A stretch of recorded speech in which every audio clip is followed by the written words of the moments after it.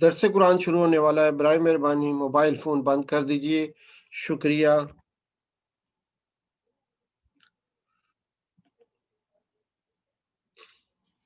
1.5 سالہ تفہیم then course, class number 14، سورہ البقرہ کی آیات 75 سے 82۔ یہ کورس مولانا مدرس مولانا محمد اسماعیل صاحب نے تیار کیا۔ تفہیم دین academy, Sher Shah market, face 6، حیات آباد، پشاور میں پیش کیا گیا۔ بسم اللہ الرحمن الرحیم۔ اعوذ باللہ من الشیطان الرجیم، بسم اللہ الرحمن الرحیم۔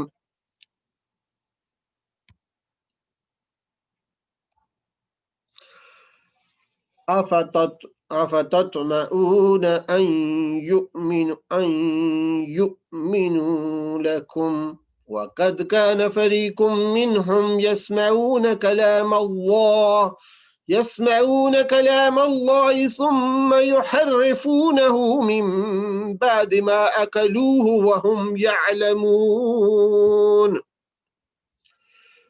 سورہ البقرہ کی آیت نمبر 75 سے 77۔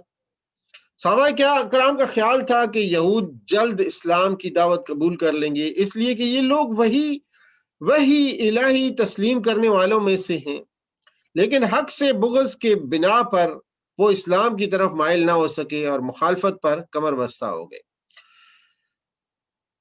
چنانچہ فرمایا، اے مسلمانوں، اب کیا ان لوگوں سے تم یہ توقع رکھتے ہو کہ تمہاری دعوت پر ایمان لے آئیں گے، حالانکہ ان میں سے ایک گروہ کا شیوا یہ رہا ہے کہ اللہ کا کلام سنا، پھر خوب سمجھ بوجھ کر دانستہ اس میں تحریف کی۔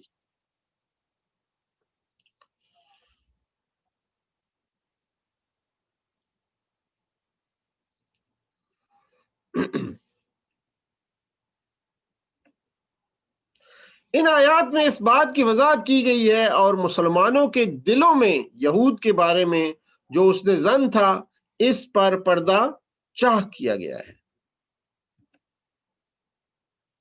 مسلمانوں کو اس حقیقت سے آگاہ کیا جا رہا ہے کہ تمہیں بڑی طمع ہے اور تمہاری یہ خواہش اور آرزو ہے کہ یہ یہود تمہاری بات مان لیں گے، جبکہ حال یہ ہے کہ ان میں سے ایک ایسا گروہ تھا جو اللہ کا کلام سنتا تھا اور خوب سمجھ کر دانستہ اس میں تحریف کرتا تھا۔ لفظ ہوتا ہے افتطمعون، طمع کے عام معنی لالچ اور حرص کے ہیں، لیکن اس سے مراد امید اور توقع بھی ہو سکتی ہے۔ کلام اللہ سے مراد آسمانی صحیفے ہیں۔ ثم یحرفونہ، تحریف تغیر و تبدیل کو کہتے ہیں، تحریف۔ من بعد ما اکلوہ، عقلون سے بنا ہے، یعنی وہ یہ تحریف عملاً اور سوء قصد کی بنا پر جان بوجھ کر کرتے تھے۔ قالوا وتحدثونہم، یہود میں سے جو لوگ منافق تھے بطور خوشامد اپنی کتاب میں سے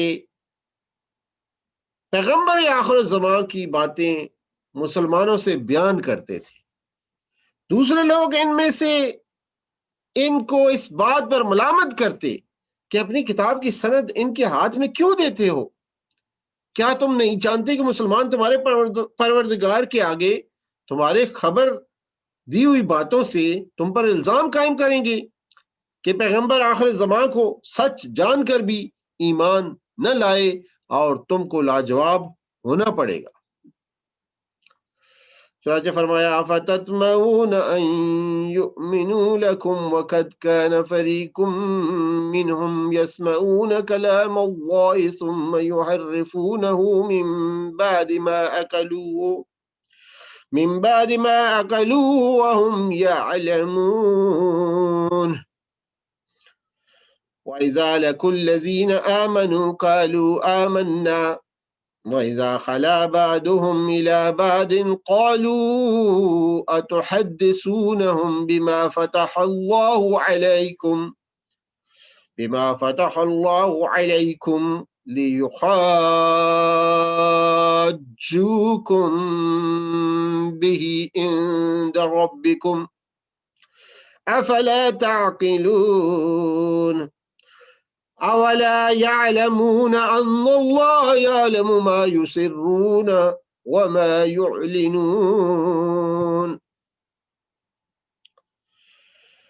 آگے آیت سورہ بقرہ کی 78 تا 82، اس کی کچھ ترجمانی اس طرح سے ہے جن میں چند الفاظ جو ہے مشکل الفاظ سب سے پہلے دیکھ لیتے ہیں. وَمِنْهُمْ أُمِّيُّونَ لَا يَعْلَمُونَ کتاب.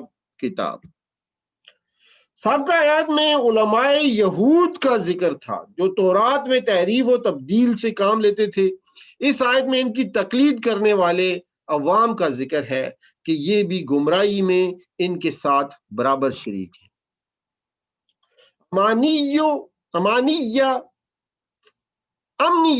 امنیتن کی جمع ہے، اس سے تمنا بھی ہے.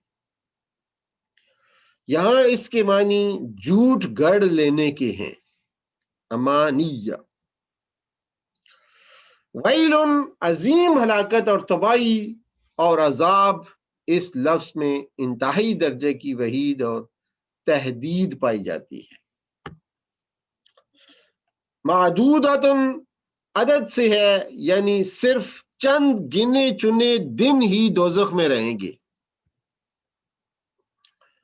ام یقولون علی اللہ، قالا کا صلہ جب اللہ آ جائے تو اس کے معنی کسی پر بہتان باندھنے کے ہوتے ہیں. یعنی تم اللہ کے بارے میں ایسی بات کہتے ہو جس کا تمہیں کوئی علم نہیں.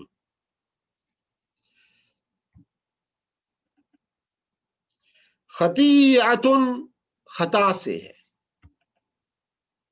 سیئتن اور خطیئتن میں فرق یہ ہے کہ خطیئتن ایسی غلطی کو کہتے ہیں جو بالذات مقصود نہیں ہوتی، جبکہ سیئتن قصدن بدی کی راہ اختیار کرنے کو کہتے ہیں. فرمایا وَمِنْهُمْ أُمِّيُّونَ لَا يَعْلَمُونَ الْكِتَابَ إِلَّا أَمَانِيَّ وَإِنْهُمْ إِلَّا يَظُنُّونَ فَوَيْلٌ لِلَّذِينَ يَكْتُبُونَ الْكِتَابَ بِأَيْدِيهِمْ ثُمَّ يَقُولُونَ هَذَا مِنْ عِنْدِ اللَّهِ لِيَشْتَرُوا بِهِ ثَمَنًا قَلِيلًا فويل لهم مما كتبت أيديهم وويل لهم مما يكسبون. وقالوا لن تمسنا النار إلا أياما معدودات قل اتخذتم عند الله عهدا فلن يخلف الله عهده أم تقولون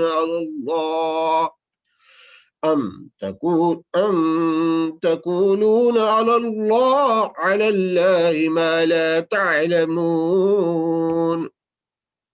بلى من كسب سيئة وأحاطت به خطيئته فأولئك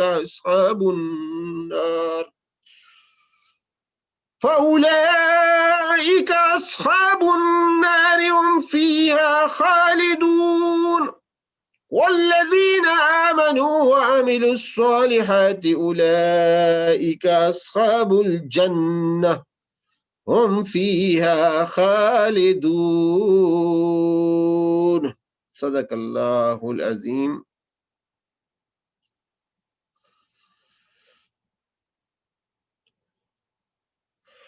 ان میں سے ایک دوسرا گروہ امیوں کا ہے. ان میں سے ایک دوسرا گروہ امیوں کا ہے جو کتاب کا تو علم رکھتے نہیں، بس اپنی بے بنیاد امیدوں اور آرزوؤں کو لیے بیٹھے ہیں اور محض وہم و گمان پر جا رہے ہیں۔ پس ہلاکت اور تباہی ہے ان لوگوں کے لیے جو اپنے ہاتھوں سے شرع کا نوشتہ لکھتے ہیں، پھر لوگوں سے کہتے ہیں کہ یہ اللہ کے پاس سے آیا ہے تاکہ اس کے معاوضے میں تھوڑا سا فائدہ حاصل کر لیں۔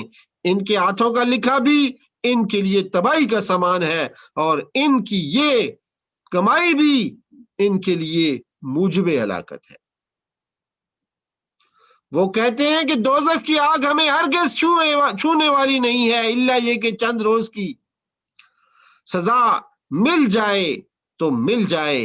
ان سے پوچھو کیا تم نے اللہ سے کوئی عہد لے لیا ہے جس کی خلاف ورزی وہ نہیں کر سکتا، یا بات یہ ہے کہ تم اللہ کے ذمے ڈال کر ایسی باتیں کہہ دیتے ہو جن کے متعلق تمہیں علم نہیں، اور اس نے ان کا ذمہ لیا ہے، آخر تمہیں دوزخ کی آگ کیوں نہ چھوئے گی؟ جو بھی بدی کمائے گا اور اپنی خطا کاری کے چکر میں پڑا رہے گا وہ دوزخی ہے، اور دوزخ ہی میں وہ ہمیشہ رہے گا۔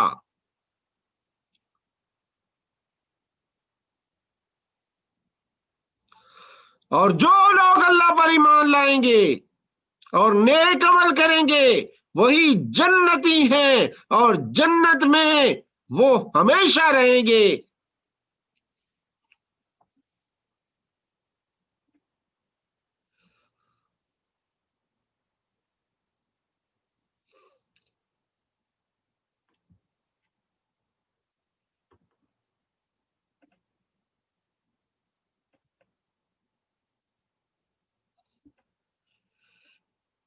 وآخر دعوانا الحمد لله رب العالمين وصلى الله تعالى على خير خلقه محمد وعلى آله وصحبه أجمعين برحمتك يا أرحم الراحمين۔